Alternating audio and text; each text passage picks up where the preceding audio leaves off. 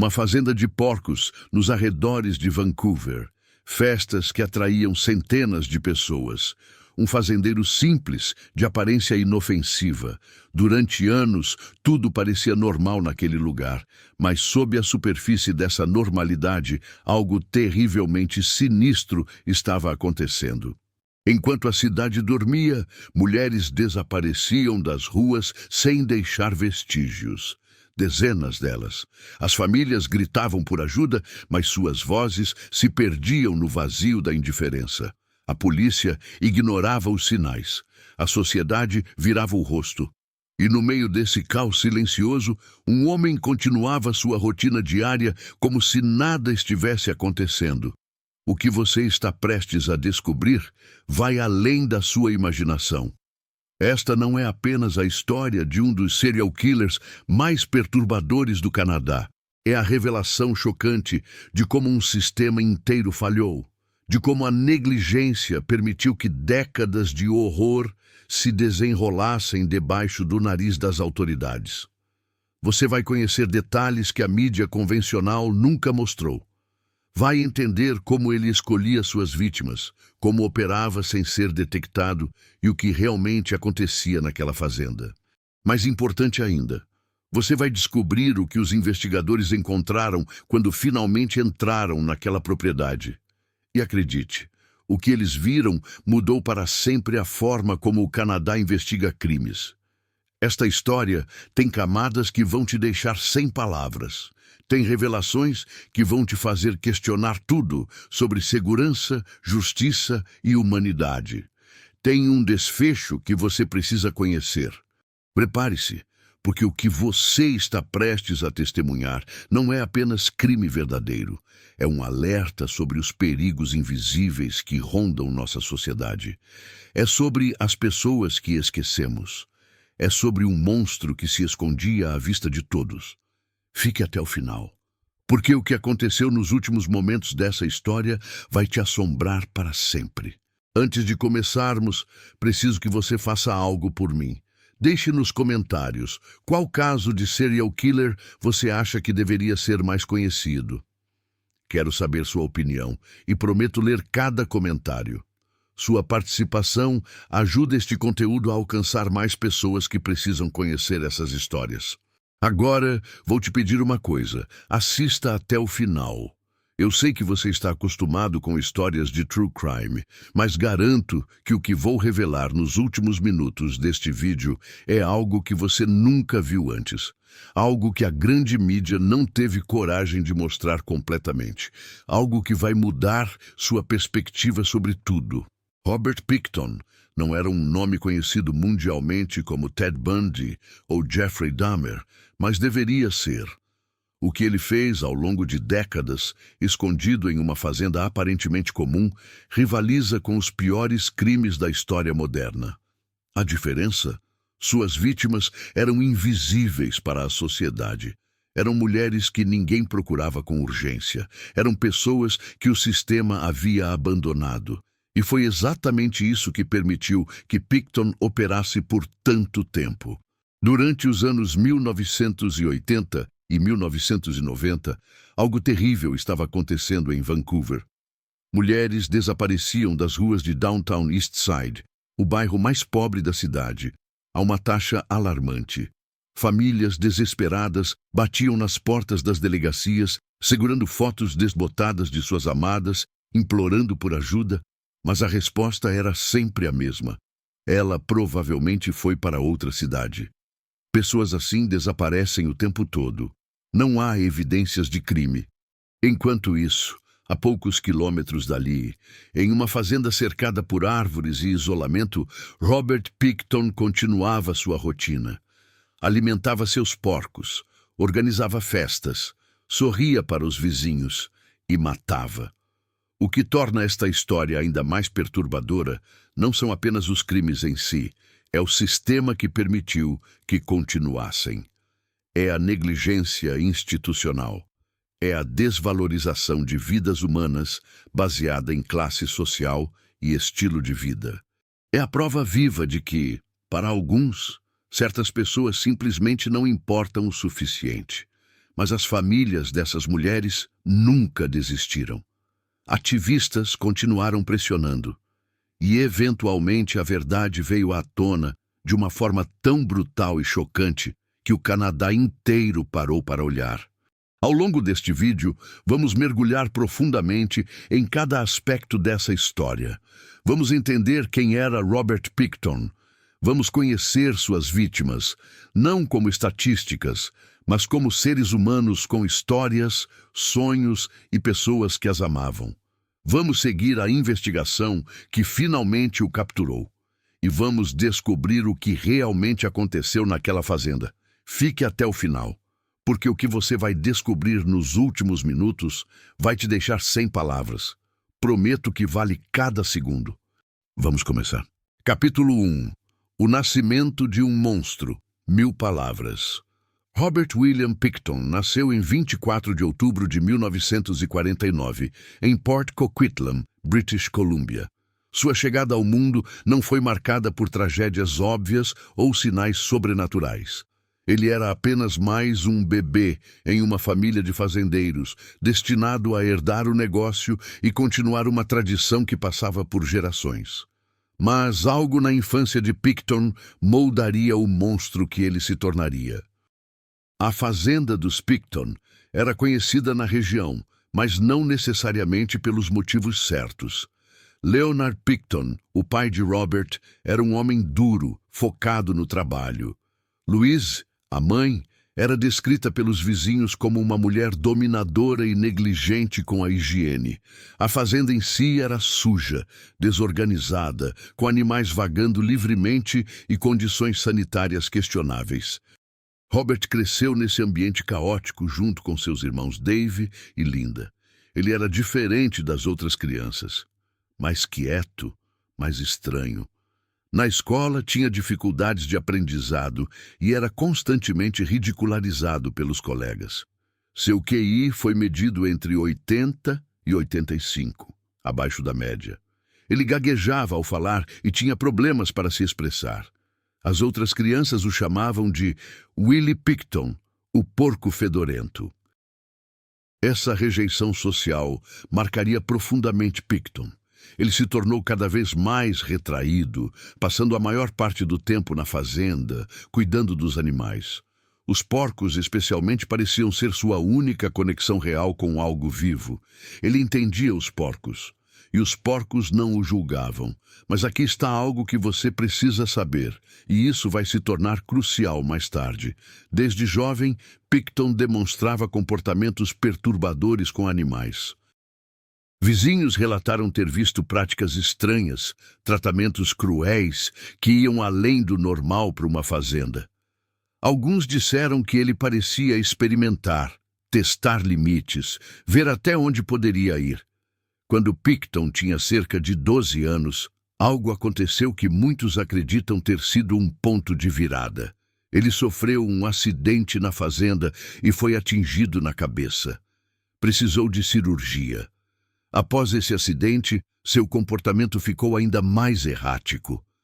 Alguns especialistas mais tarde especulariam que danos cerebrais poderiam ter contribuído para sua falta de empatia e controle de impulsos. Mas a verdade é que nunca saberemos se o monstro nasceu ou foi criado. À medida que crescia, Pickton permaneceu na fazenda. Enquanto outros jovens saíam para buscar suas vidas, ele ficou. Quando seu pai morreu em 1978, Robert e seu irmão Dave herdaram a propriedade. A mãe continuou vivendo com eles até sua morte em 1979.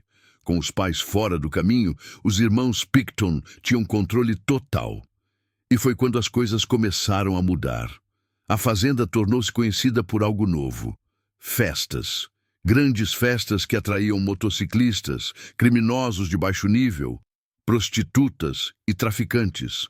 A Piggy's Palace Good Times Society, uma suposta organização sem fins lucrativos que os Pickton criaram, realizava eventos que duravam a noite toda. Centenas de pessoas passavam por aquela propriedade regularmente. Era barulho, era caos, era o disfarce perfeito. Porque no meio de todo aquele movimento, quem notaria uma ou duas mulheres a menos? Quem prestaria atenção se alguém desaparecesse depois de uma festa? Havia tantas pessoas, tanto álcool, tantas drogas. As memórias ficavam nebulosas. Os rostos se misturavam. Preste atenção neste detalhe, porque ele explica como Picton operou por tanto tempo sem ser detectado. Ele se escondia em plena vista.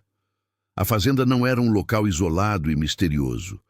Era um ponto de encontro social. As pessoas iam lá voluntariamente.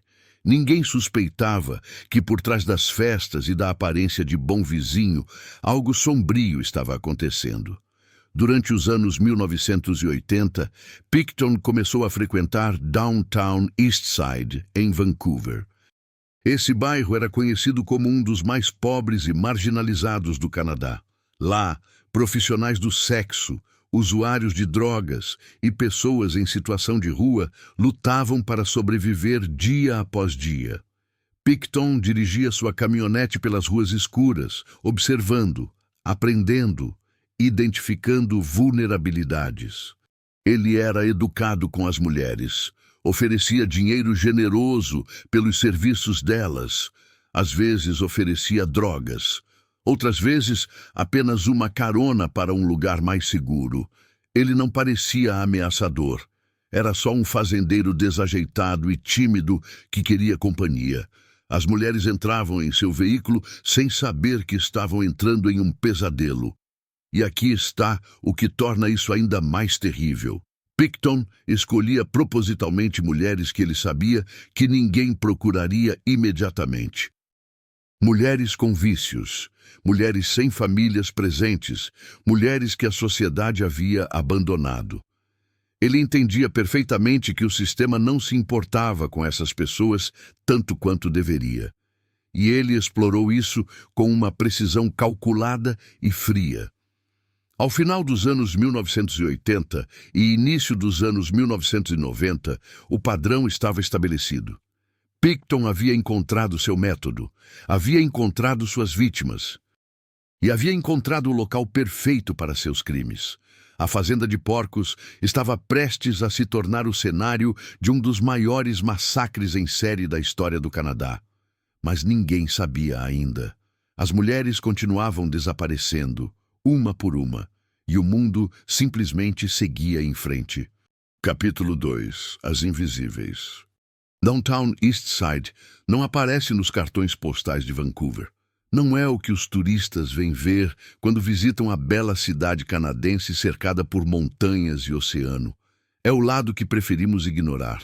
O lugar onde pessoas caem quando o sistema falha. O lugar onde a esperança vai morrer. E foi exatamente lá que Robert Picton encontrou suas vítimas. Para entender esta história completamente, você precisa entender quem eram essas mulheres. Não os estereótipos, não as estatísticas, as pessoas reais, porque cada uma delas tinha uma história. Cada uma delas era amada por alguém. Cada uma delas merecia viver. Serena Abotsway tinha 29 anos quando desapareceu em agosto de 2001. Ela lutava contra o vício, mas estava tentando reconstruir sua vida. Tinha família que a amava, tinha esperanças de um futuro melhor. As pessoas que a conheciam descreviam seu sorriso contagiante e sua determinação de superar suas dificuldades. Mona Wilson tinha 26 anos. Ela havia sido colocada em famílias adotivas ainda criança e passou a vida buscando um lugar onde pertencer. Apesar das dificuldades, mantinha contato regular com amigos. Quando desapareceu em novembro de 2001, aqueles que a conheciam sabiam imediatamente que algo estava errado. Mona sempre ligava, sempre aparecia. Seu silêncio repentino era um grito de ajuda que ninguém ouviu a tempo. Andrea Joysbury tinha apenas 22 anos. Ela era mãe e, apesar de seus problemas, amava sua filha profundamente. Sonhava em ficar limpa e recuperar a guarda da criança. Em junho de 2001, ela saiu para as ruas e nunca mais voltou. Sua família passou anos procurando, nunca desistindo da esperança de trazê-la para casa.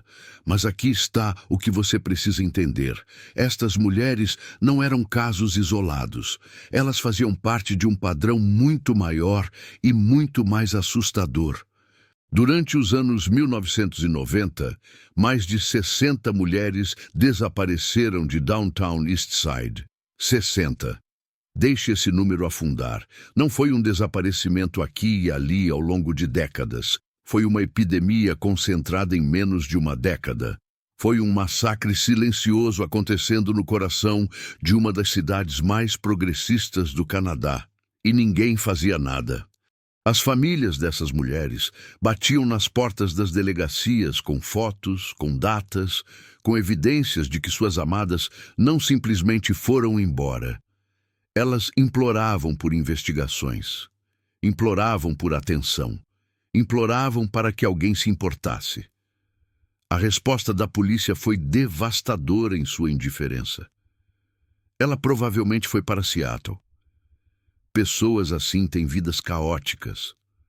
Não há evidência de crime. Ela vai aparecer eventualmente. Preste atenção neste ponto crucial, porque ele revela algo profundamente perturbador sobre nossa sociedade. A vida dessas mulheres foi desvalorizada sistematicamente, porque eram profissionais do sexo, porque eram usuárias de drogas, porque eram pobres. A sociedade havia decidido, consciente ou inconscientemente, que suas vidas valiam menos que outras. E Robert Pickton sabia disso perfeitamente. Ele escolhia suas vítimas com critério. Mulheres sem moradia fixa. Mulheres cujas famílias haviam perdido o contato. Mulheres que ninguém notaria imediatamente se desaparecessem. Ele identificava vulnerabilidade como um predador nato, cercando suas presas com paciência e precisão. Mas as famílias não desistiram. Um grupo de mães, irmãs e amigos se organizou. Eles criaram cartazes, realizaram vigílias, pressionaram a mídia. Formaram grupos de apoio mútuo. Essas mulheres determinadas, muitas delas também de Downtown Eastside, recusaram-se a deixar suas amadas serem esquecidas. Entre elas estava Maggie DeVries, irmã de Sarah DeVries, uma das mulheres desaparecidas. Maggie dedicou sua vida a procurar Sarah e a defender todas as outras mulheres perdidas. Ela falou em conferências, escreveu artigos, confrontou políticos. Sua voz ecoava. Essas mulheres importam. Essas vidas têm valor. Em 1998, a pressão finalmente forçou a polícia a criar uma força-tarefa. Mas mesmo assim, o progresso foi lento, muito lento. As investigações eram fragmentadas. A comunicação entre diferentes unidades policiais era deficiente. E o preconceito continuava influenciando como os casos eram priorizados. E enquanto isso acontecia, enquanto reuniões eram realizadas e papelada era preenchida, Robert Pickton continuava caçando. Ele dirigia sua caminhonete pelas ruas familiares de Downtown Eastside, às vezes várias vezes por semana. As mulheres o conheciam agora. Willie, elas o chamavam. O fazendeiro estranho, mas inofensivo que pagava bem e tinha um lugar quente onde ficar. Algumas até o consideravam um cliente regular e seguro. Essa familiaridade era sua arma mais poderosa. Não havia luta quando entravam em seu veículo. Não havia gritos de alerta. Apenas uma transação comum, uma carona oferecida, uma promessa de dinheiro. E então, o longo caminho até a fazenda, saindo da cidade, entrando na escuridão da zona rural. Algumas dessas mulheres devem ter sentido algo errado naqueles últimos momentos. Aquele pressentimento instintivo quando você percebe que cometeu um erro, mas já era tarde, muito tarde. A fazenda esperava, isolada, silenciosa, exceto pelos grunhidos dos porcos. E lá, longe de olhares curiosos, longe de qualquer possibilidade de resgate, Robert Pickton revelava sua verdadeira natureza. Os anos 1990 avançavam. O número de mulheres desaparecidas continuava crescendo. As famílias continuavam gritando por justiça. E a sociedade continuava virando o rosto, preferindo não ver o horror que se desenrolava em seu meio. Até que, finalmente, quase tarde demais, a verdade começou a emergir das sombras. Capítulo 3. A Fazenda do Horror. A propriedade dos Picton tinha 17 acres, espaço suficiente para esconder praticamente qualquer coisa. Cercada por árvores densas e localizada em uma área de pouca circulação, a fazenda oferecia privacidade total. Era o tipo de lugar onde você poderia gritar e ninguém ouviria, onde você poderia desaparecer e ninguém testemunharia. E era exatamente isso que Robert Picton precisava. A fazenda não era apenas o local onde ele criava porcos.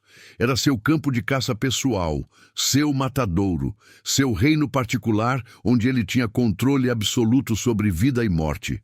Cada centímetro daquela propriedade estava manchado com evidências de seus crimes, mas levaria anos até que alguém olhasse de perto o suficiente para ver. No coração da fazenda havia um trailer velho e deteriorado. Por fora, parecia apenas mais uma estrutura abandonada entre tantas outras na propriedade. Mas por dentro, aquele trailer continha segredos terríveis. Era lá que Picton levava suas vítimas. Era lá que os horrores aconteciam. Mas antes de continuar, preciso te alertar. O que vou descrever a seguir é perturbador, é real, e é necessário para entender a magnitude do que aconteceu. Picton não apenas matava, ele torturava. Os investigadores descobriram mais tarde que o trailer estava equipado com ganchos de carne pendurados no teto, correntes e ferramentas que você normalmente encontraria em um matadouro. Porque para Picton não havia diferença entre suas vítimas humanas e os animais que ele abatia diariamente. Era eficiente, era prático, era absolutamente monstruoso. Após assassinar suas vítimas, Picton precisava se livrar dos corpos. E aqui está onde a história se torna ainda mais perturbadora, se é que isso é possível. Ele usava as mesmas técnicas que usava para processar carne de porco. Desmembrava os corpos com ferramentas de açougueiro, separava as partes. Algumas dessas partes eram alimentadas aos porcos. Porcos, como muitos não sabem, comem praticamente qualquer coisa, ossos inclusos. Era uma forma de eliminação quase perfeita. O que os porcos não comiam, Picton queimava ou enterrava em diferentes partes da propriedade. E aqui está algo que vai te chocar. E este é um dos detalhes mais perturbadores que emergiram durante o julgamento. Há evidências fortes de que Picton misturava carne humana com carne de porco e vendia para o público. Quilos e quilos dessa carne foram distribuídos.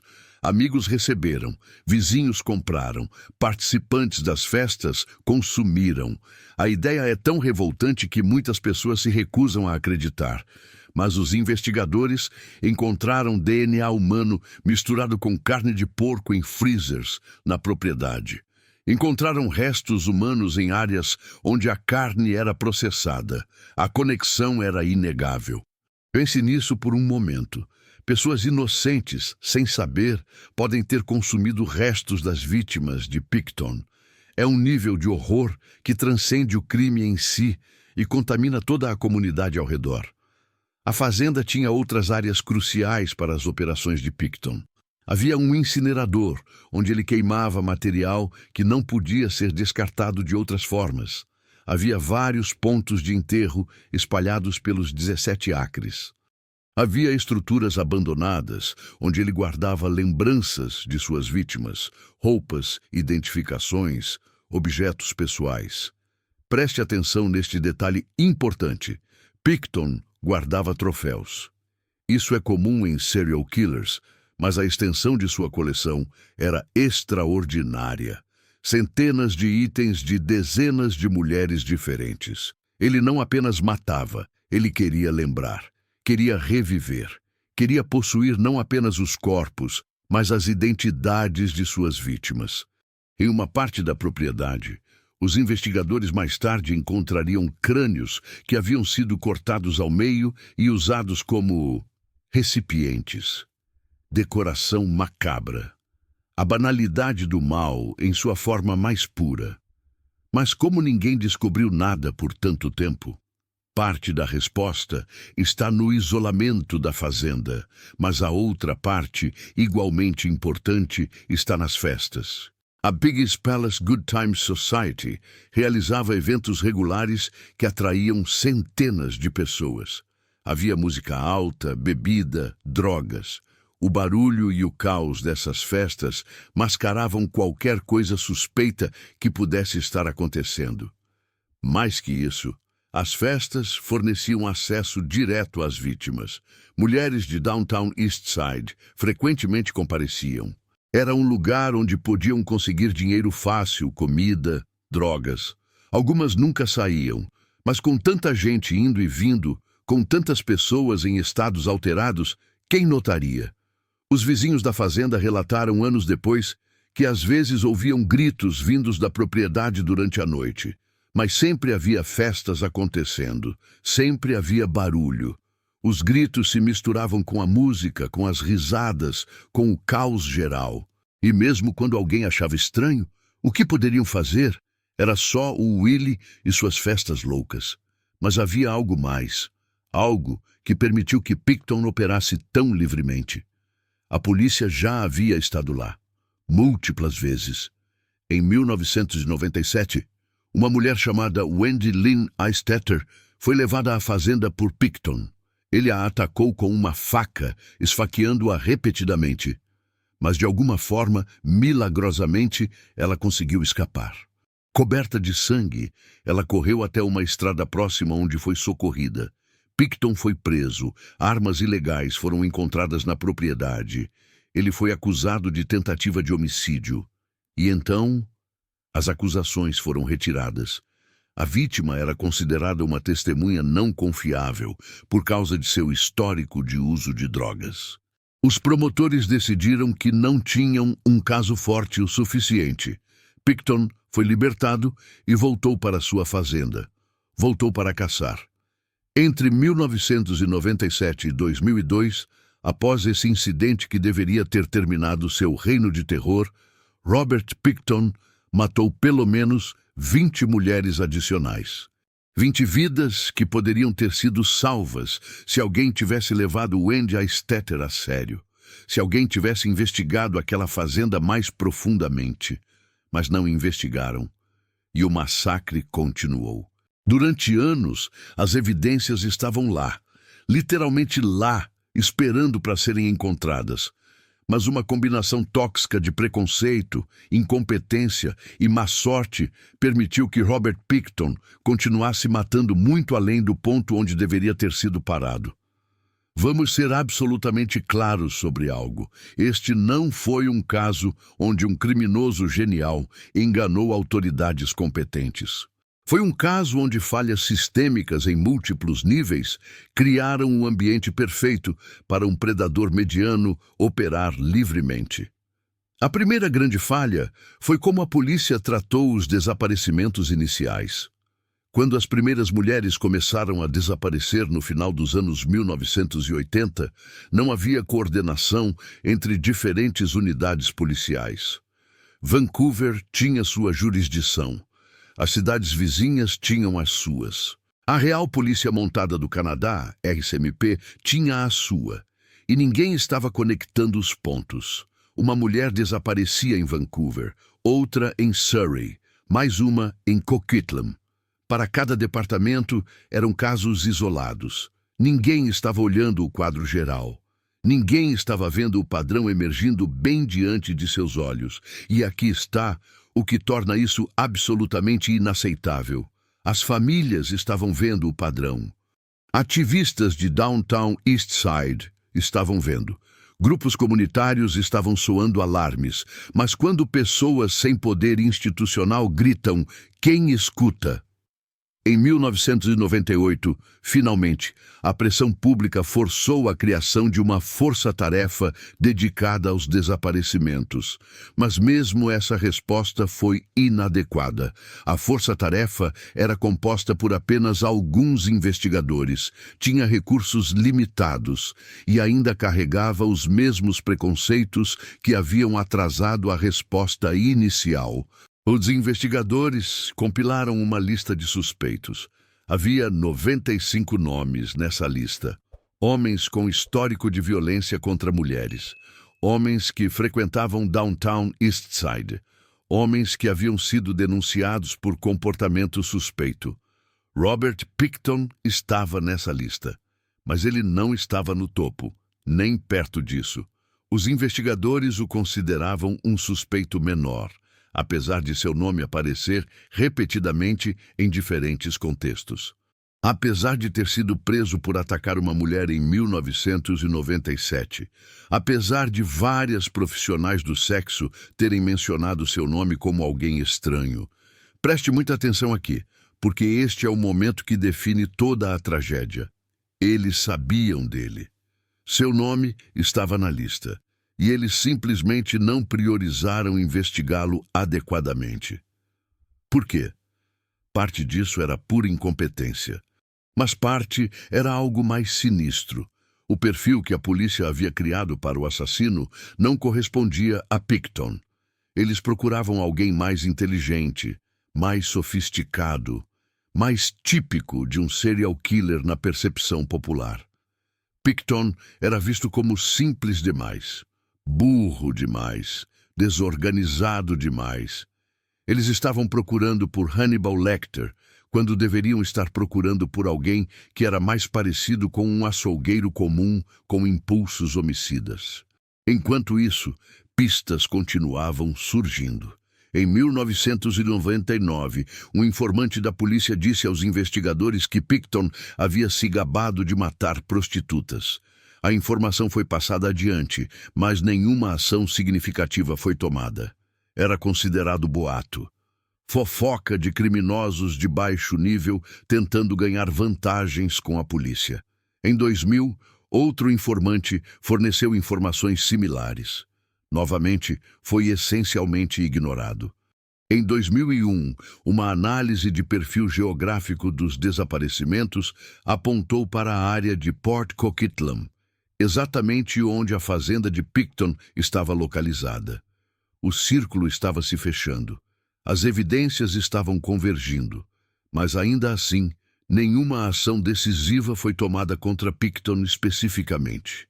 E então, algo extraordinário aconteceu. Algo que finalmente forçaria a mão da polícia, mas não da maneira que você imagina. Em fevereiro de 2002, a polícia recebeu uma denúncia sobre armas ilegais na fazenda de Pickton. Não tinha nada a ver com os desaparecimentos. Era uma investigação completamente separada. Mas forneceu o que os investigadores precisavam, um mandado legal para entrar na propriedade. Em 5 de fevereiro de 2002, oficiais executaram um mandado de busca relacionado às armas. E o que encontraram mudaria tudo. Imediatamente, coisas começaram a aparecer que não tinham nada a ver com armas. Uma jaqueta pertencente a uma das mulheres desaparecidas. Documentos de identificação de outra. Objetos pessoais espalhados por toda a propriedade. A força-tarefa foi chamada.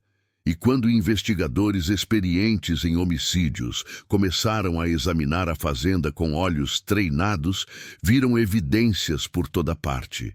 Sangue. Muito sangue. No trailer, nas ferramentas, nas estruturas ao redor da propriedade. Quando testado, revelou DNA de múltiplas vítimas diferentes. Roupas íntimas de pelo menos 20 mulheres diferentes foram encontradas. E então, o golpe final. Em um freezer, os investigadores encontraram restos humanos misturados com carne de porco. Aqui está a parte que vai te revirar o estômago e mostra o quão próximo Pickton chegou de nunca ser pego. Se aquela denúncia de armas ilegais não tivesse acontecido quando aconteceu, ele provavelmente ainda estaria matando hoje. A polícia não estava perto de identificá-lo através da investigação dos desaparecimentos. Foi pura sorte. Sorte, depois de décadas de assassinatos, depois de dezenas de mulheres mortas, depois de inúmeras famílias destruídas, foi sorte que finalmente colocou Robert Pickton no radar de forma séria.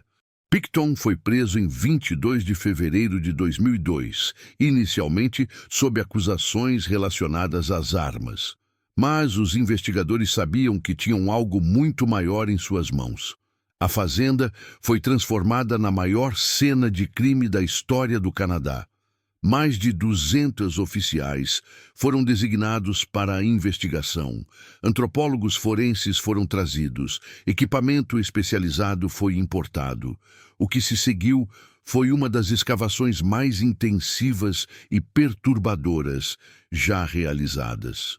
Eles peneiraram cada centímetro daqueles 17 acres, escavaram profundamente no solo, examinaram cada estrutura e continuaram encontrando mais evidências, sempre mais evidências.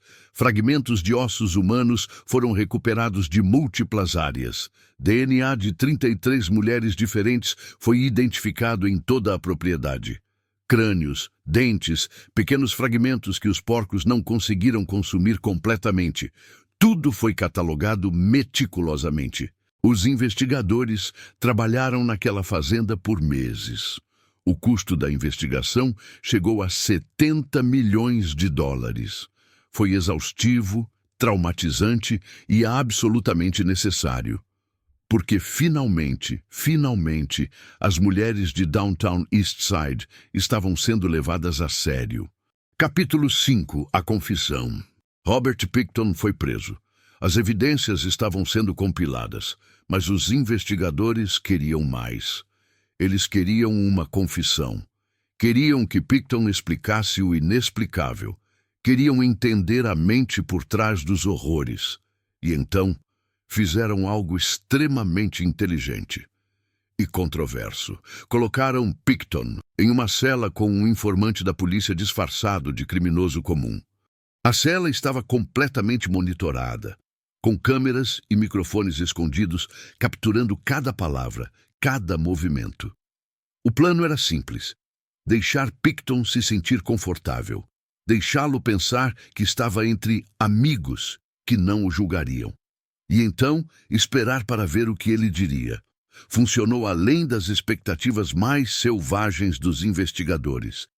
Durante semanas, Pickton conversou livremente com seu companheiro de cela.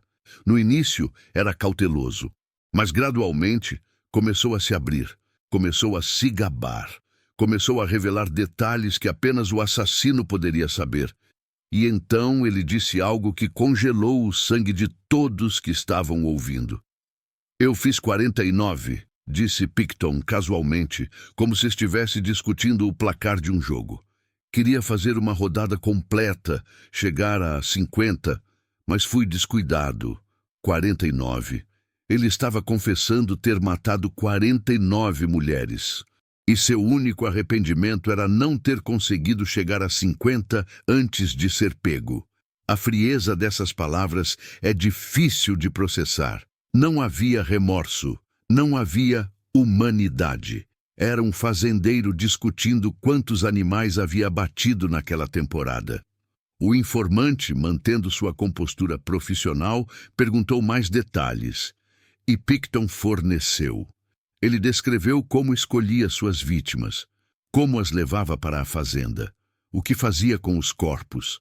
"Você tem que pensar como um açougueiro", ele explicou, sua voz monótona e desprovida de emoção. "É tudo sobre eficiência, não desperdiçar nada."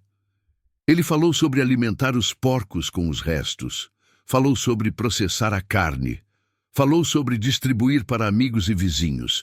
Disse isso tudo com a mesma naturalidade de alguém compartilhando receitas. Preste atenção neste momento crucial, porque revela algo fundamental sobre Pickton. Ele não via suas vítimas como humanas. Não havia dissonância cognitiva para ele entre matar um porco e matar uma mulher. Era o mesmo processo, as mesmas ferramentas, o mesmo resultado final. Psicólogos que mais tarde analisaram Picton identificaram uma completa falta de empatia. Ele não conseguia, ou não queria, reconhecer a humanidade de suas vítimas. Para ele, eram objetos. Preste atenção neste momento crucial, porque revela algo fundamental sobre Picton. Ele não via suas vítimas como humanas. Não havia dissonância cognitiva para ele entre matar um porco e matar uma mulher. Era o mesmo processo, as mesmas ferramentas, o mesmo resultado final. Psicólogos que mais tarde analisaram Picton identificaram uma completa falta de empatia. Ele não conseguia, ou não queria, reconhecer a humanidade de suas vítimas. Para ele, eram objetos, problemas a serem resolvidos, carne para ser processada.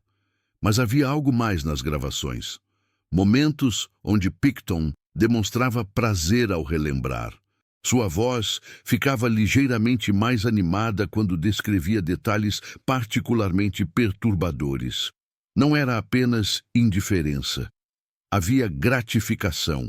Ele escolhia mulheres de Downtown East Side, ele admitiu, porque ninguém se importava com elas.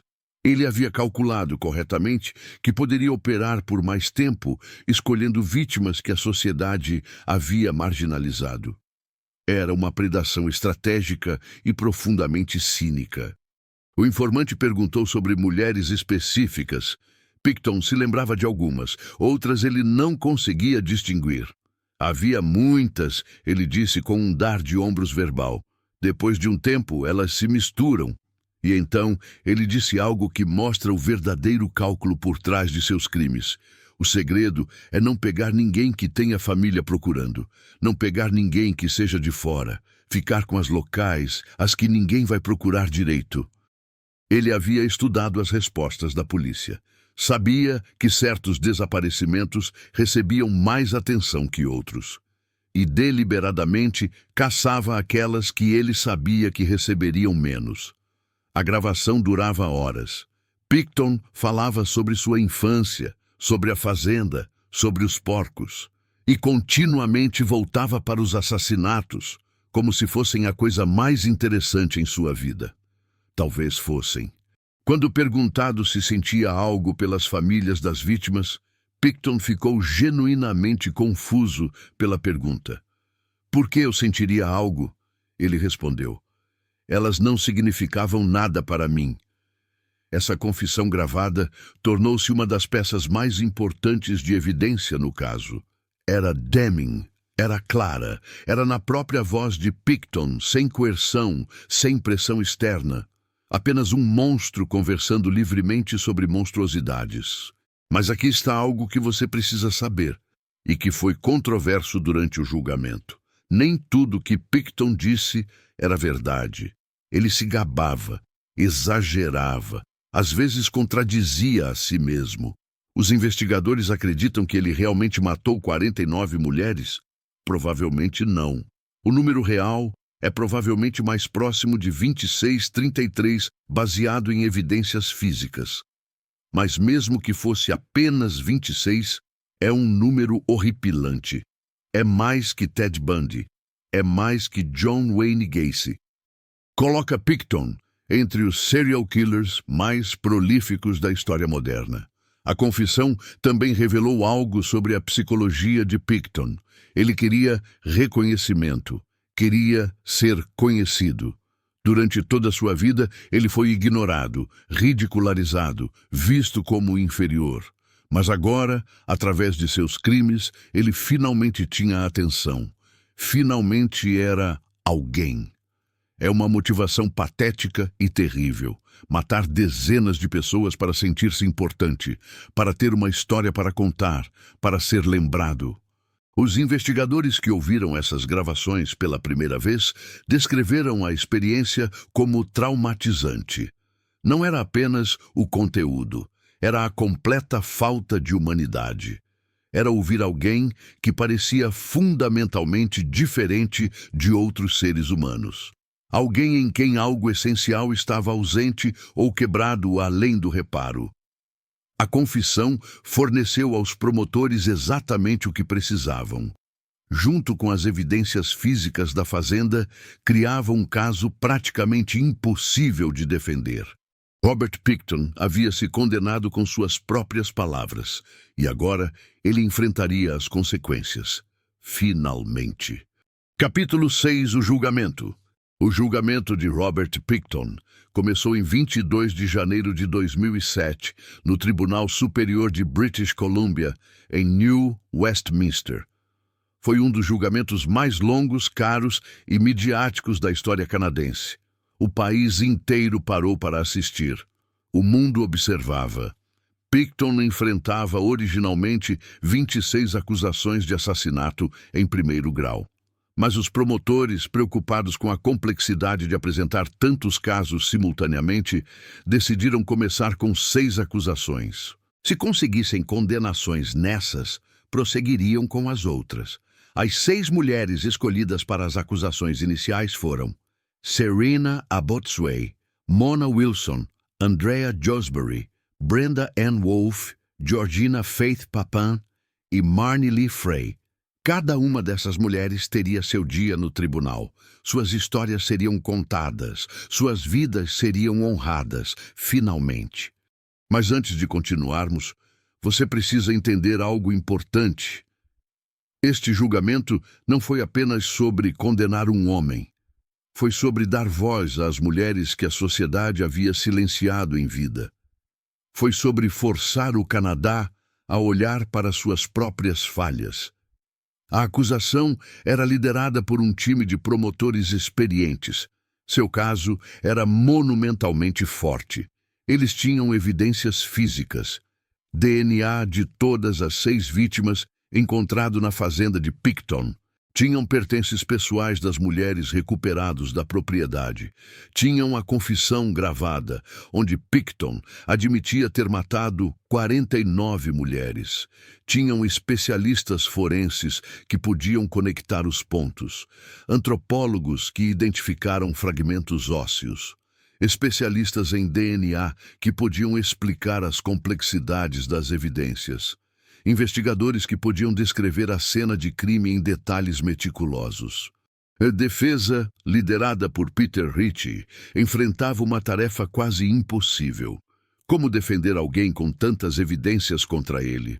Como explicar DNA de 6 mulheres diferentes espalhado por toda a sua propriedade? Como contestar uma confissão gravada? A estratégia da defesa foi essencialmente criar dúvida razoável, onde possível, e minimizar o papel de Pickton nos crimes. Eles sugeriram que outras pessoas poderiam ter estado envolvidas, que talvez Pickton não fosse o principal perpetrador, que talvez ele estivesse apenas presente quando outros cometeram os assassinatos. Era uma defesa fraca, mas era tudo o que tinham.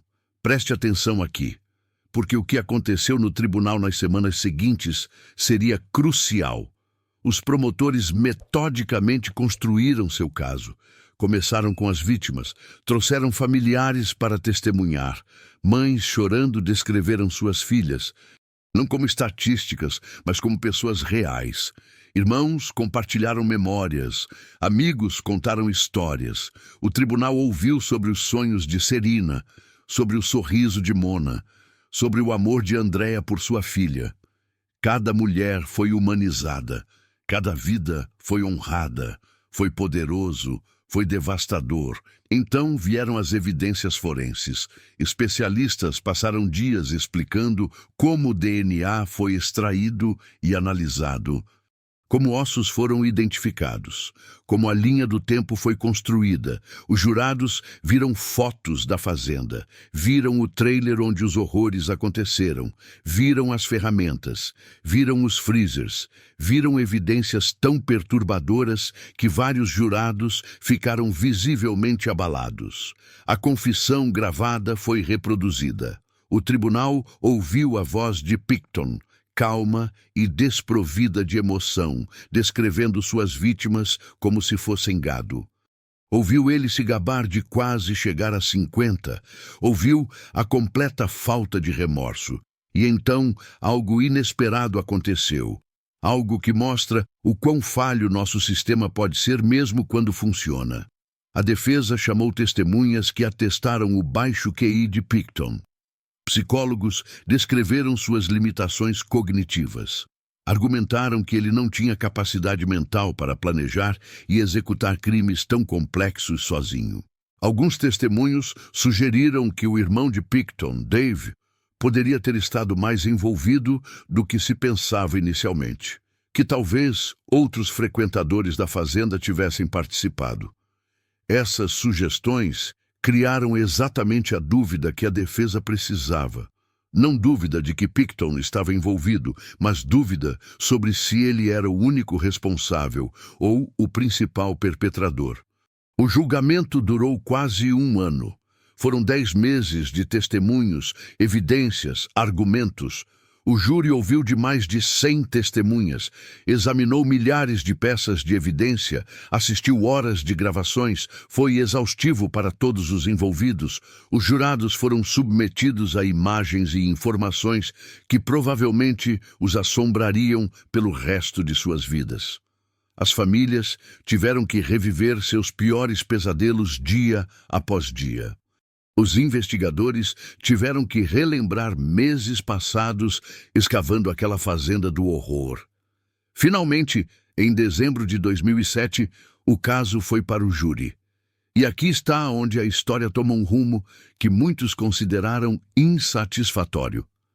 Após deliberar por vários dias, o júri retornou com seu veredito. Robert Pickton foi considerado culpado não de assassinato em 1º grau, mas de 6 acusações de assassinato em 2º grau. A diferença é crucial. Assassinato em 1º grau significa premeditação. Assassinato em 2º grau significa intenção de matar, mas sem o planejamento detalhado. Como isso faz sentido? Como um homem que claramente planejava, caçava e executava suas vítimas sistematicamente poderia ser condenado por assassinato em 2º grau? A resposta está na estratégia da defesa de criar dúvida sobre se Pickton agiu sozinho. O júri aparentemente acreditou que havia possibilidade de outros estarem envolvidos, o que complicava a questão da premeditação individual. Famílias das vítimas ficaram devastadas. Ativistas ficaram furiosos. Muitos sentiram que a justiça havia sido apenas parcialmente servida. Mas, independentemente do grau, a sentença era a mesma. Prisão perpétua, sem possibilidade de liberdade condicional por 25 anos. Na prática, Pickton nunca sairia da prisão. Ele tinha 58 anos no momento da sentença. Mesmo se vivesse até os 83 e fosse elegível para a liberdade condicional, era altamente improvável que fosse concedida. As 20 acusações adicionais de assassinato foram suspensas. Os promotores decidiram que não fazia sentido processá-las, já que a sentença não poderia ser maior. Foi uma decisão prática, mas para muitas famílias cujas amadas não estavam entre as 6 primeiras acusações, sentiu como se suas histórias nunca seriam totalmente contadas em tribunal. Robert Pickton foi levado para cumprir sua sentença. A fazenda foi demolida. O terreno foi descontaminado e eventualmente vendido. Mas a história estava longe de terminar. Capítulo 7. O legado e a verdade não contada. A prisão de Robert Pickton não trouxe fechamento. Na verdade, abriu mais perguntas do que respostas. E aqui é onde a história se torna ainda mais complexa, porque o que aconteceu depois do julgamento revela verdades incômodas sobre justiça, sociedade e os sistemas que deveriam nos proteger. Em 2012, o governo de British Columbia lançou um inquérito público sobre os desaparecimentos e a investigação. O Missing Women Commission of Inquiry tinha um objetivo: descobrir o que deu errado e como prevenir tragédias similares no futuro. O que emergiram foram revelações devastadoras. Prepare-se, porque o que vou te contar agora vai mudar como você vê este caso inteiro. O inquérito descobriu que a polícia havia falhado catastroficamente em múltiplos níveis. Não foi apenas incompetência, foi negligência sistemática, baseada em preconceito profundamente enraizado. Investigadores admitiram que não levaram os desaparecimentos a sério inicialmente porque as vítimas eram profissionais do sexo e usuárias de drogas. Um oficial disse em depoimento que essas mulheres eram transientes e frequentemente desapareciam por vontade própria. Mas era pior do que isso. O inquérito revelou que diferentes departamentos policiais ativamente competiam entre si em vez de cooperar. Informações cruciais não eram compartilhadas. Pistas eram seguidas por um departamento enquanto o outro nem sabia que existiam. Havia ciúme institucional, havia disputas territoriais, e enquanto policiais brigavam sobre jurisdição e crédito, mulheres continuavam morrendo. E aqui está algo que vai te deixar furioso, e deveria. A polícia tinha informação suficiente para prender Pickton anos antes de finalmente fazê-lo. Múltiplas denúncias, múltiplas suspeitas, seu nome aparecendo repetidamente. E mesmo assim, a ação foi adiada, minimizada, ignorada. 20 vidas poderiam ter sido salvas se a investigação tivesse sido tratada com a seriedade e urgência que merecia desde o início. O inquérito também revelou algo profundamente perturbador sobre a relação entre a polícia e comunidades marginalizadas. Mulheres de Downtown Eastside relataram que não confiavam na polícia o suficiente para denunciar crimes ou desaparecimentos. Elas sentiam, com razão, como os eventos provaram, que não seriam levadas a sério. Essa quebra de confiança criou um ambiente onde predadores como Pickton podiam operar com impunidade. As próprias pessoas, que deveriam estar mais protegidas, eram as que se sentiam mais vulneráveis e abandonadas. Mas havia outra camada nesta história. Uma que raramente é discutida, mas que é absolutamente crucial. Quantos outros estavam envolvidos? A defesa de Pickton havia sugerido que ele não agiu sozinho, e havia evidências circunstanciais para apoiar isso. Testemunhas descreveram ver outras pessoas na fazenda em momentos suspeitos. Alguns relataram que o irmão de Pickton, Dave, parecia saber mais do que admitia. Houve até sugestões de que alguns membros de gangues de motociclistas que frequentavam a fazenda poderiam ter participado de alguns assassinatos. Mas essas linhas de investigação nunca foram totalmente exploradas. Por quê? Porque uma vez que Pickton foi condenado, havia pouco apetite institucional para continuar investigando. Era mais simples, mais limpo, ter um único monstro para culpar. Reabrir a investigação para procurar possíveis cúmplices significaria admitir que o caso não estava realmente resolvido. Preste muita atenção agora, porque isto é crítico. Até hoje, há fortes suspeitas de que Robert Pickton não trabalhou completamente sozinho, que algumas das mortes envolveram outras pessoas, que a história completa nunca foi totalmente contada. E se isso é verdade, significa que há pessoas que participaram ou facilitaram alguns dos piores crimes na história do Canadá que nunca enfrentaram justiça. Em 2023, algo extraordinário aconteceu. Pickton foi brutalmente atacado por outro prisioneiro. Ele foi esfaqueado múltiplas vezes e ficou em coma por dias. Quase morreu.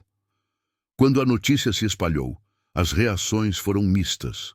Algumas pessoas expressaram satisfação de que ele havia sofrido.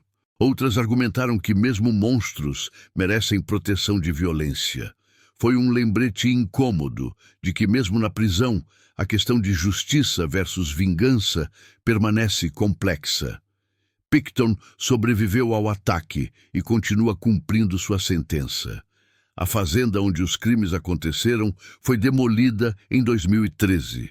O terreno foi descontaminado ao custo de milhões de dólares. Eventualmente foi vendido. Hoje, poucas pessoas que passam por aquela área sabem o que aconteceu ali. Mas para as famílias das vítimas, não há como esquecer. Não há descontaminação que limpe suas memórias. Não há demolição que destrua sua dor. Maggie DeVry, irmã de uma das vítimas, dedicou sua vida após o julgamento a defender pessoas marginalizadas e melhorar como a sociedade trata populações vulneráveis. Ela escreveu um livro sobre sua irmã Sarah. Fala em conferências, luta para garantir que essas mulheres nunca sejam esquecidas. Outras famílias formaram grupos de apoio, criaram memoriais, fizeram campanhas por mudanças nas políticas, transformaram sua tragédia em ativismo. E aqui está a pergunta final que todos precisamos considerar. Quantos Robert Picktons existem lá fora agora mesmo? Quantos predadores estão operando nas margens da sociedade, caçando pessoas que sabem que ninguém procurará adequadamente? A resposta é desconfortável. Porque o caso Pickton revelou uma verdade terrível. Nosso sistema é construído de forma que algumas vidas são mais valorizadas que outras. E enquanto essa hierarquia existir, predadores continuarão explorando-a. As reformas implementadas após o caso Pickton incluíram melhor coordenação entre departamentos policiais, protocolos específicos para pessoas desaparecidas de comunidades vulneráveis e treinamento sobre preconceito implícito. Mas reformas de políticas sozinhas não mudam culturas, não mudam atitudes profundamente enraizadas, não trazem de volta os mortos. Reflexão e moral da história. A história de Robert Pickton não é apenas sobre um serial killer, é um espelho escuro que reflete as falhas mais profundas de nossa sociedade. É sobre como tratamos os marginalizados. É sobre quais vidas consideramos valiosas e quais consideramos descartáveis. É sobre os sistemas que construímos para proteger alguns enquanto abandonam outros. Robert Pickton matou entre 26 e 49 mulheres ao longo de décadas, mas ele não fez isso sozinho. Ele foi facilitado por uma sociedade que havia decidido, consciente ou inconscientemente, que certas pessoas não importavam tanto, que certas mortes não mereciam investigação urgente, que certas vozes não precisavam ser ouvidas. Cada vez que a polícia descartou uma denúncia de desaparecimento dizendo "ela provavelmente foi para outra cidade", eles deram a Pickton mais tempo. Cada vez que trataram famílias com desdém, eles perpetuaram o ciclo. Cada vez que permitiram que preconceitos influenciassem suas investigações, eles se tornaram cúmplices involuntários. A verdadeira lição do caso Pickton não é que monstros existem, sempre existiram e sempre existirão. A verdadeira lição é que nossa resposta a esses monstros depende fundamentalmente de como valorizamos todas as vidas humanas, não apenas algumas. Profissionais do sexo são seres humanos. Usuários de drogas são seres humanos. Pessoas em situação de rua são seres humanos. Eles têm famílias que os amam, têm histórias, sonhos, valor inerente. E quando um deles desaparece, deveria importar tanto quanto se fosse um estudante universitário de classe média. Mas não importa. E é por isso que casos como o de Pickton acontecem. A moral desta história é incômoda, porque nos força a olhar para nós mesmos. Nos força a perguntar: quem em minha comunidade é invisível? Quem está vulnerável porque decidimos coletivamente que eles não merecem a mesma proteção que outros? Que sistemas de desigualdade estou perpetuando, mesmo passivamente? As 49 mulheres, ou 26 ou 33, o número exato nunca saberemos, que Robert Pickton matou, eram filhas, eram irmãs, eram mães, eram amigas, eram pessoas com passados complexos, presentes difíceis e futuros que lhes foram roubados. Elas merecem ser lembradas não como vítimas sem rosto, mas como indivíduos. Como Serena, que tinha aquele sorriso contagiante. Como Mona, que nunca perdia contato com amigos. Como Andrea, que amava sua filha acima de tudo.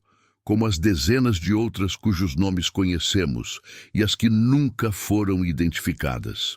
O legado de Picton deveria ser mais do que horror. Deveria ser um chamado à ação, um lembrete de que justiça só funciona quando funciona para todos.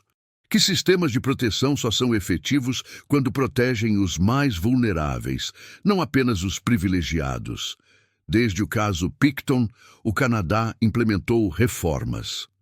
Mas reformas não são suficientes sem mudança cultural real. Sem abordar as causas raízes da marginalização, sem confrontar nossos próprios preconceitos sobre quem merece ser protegido. Quando você ouvir sobre alguém desaparecido, não pergunte primeiro sobre seu status social ou estilo de vida. Pergunte: como posso ajudar? Quando você ver alguém marginalizado, não vire o rosto. Reconheça sua humanidade. Quando você ouvir sobre falhas policiais em investigar certos casos, não aceite como normal. Exija melhor. Porque a próxima vez que um predador como Robert Picton surgir, e haverá uma próxima vez, a única defesa real é uma sociedade que valoriza todas as vidas igualmente. O caso Picton terminou com uma condenação, mas a luta por justiça real, por igualdade real, por proteção real para todos continua. E essa luta nos pertence, a todos nós. As mulheres que Robert Picton matou não podem mais falar, mas suas histórias podem. Suas vidas tinham significado. Suas mortes devem significar algo também. Devem ser o catalisador para a mudança real. Nunca esqueça seus nomes. Nunca aceite um sistema que valoriza algumas vidas acima de outras. Nunca permita que a marginalização seja uma sentença de morte. Essa é a verdadeira moral da história de Robert Picton. E se você chegou até aqui, se assistiu até o final como pedi, agora você carrega essa responsabilidade também. Você conhece a verdade. Você viu o que acontece quando uma sociedade falha com seus membros mais vulneráveis. O que você vai fazer com esse conhecimento? Em memória de Serena Abotsway, Mona Wilson, Andrea Josbury, Brenda Wolfe, Georgina Papin, Marnie Frey e todas as outras mulheres cujas vidas foram roubadas por Robert Picton. Vocês não são esquecidas. Suas histórias importam. Suas vidas tinham valor. Descansem em paz.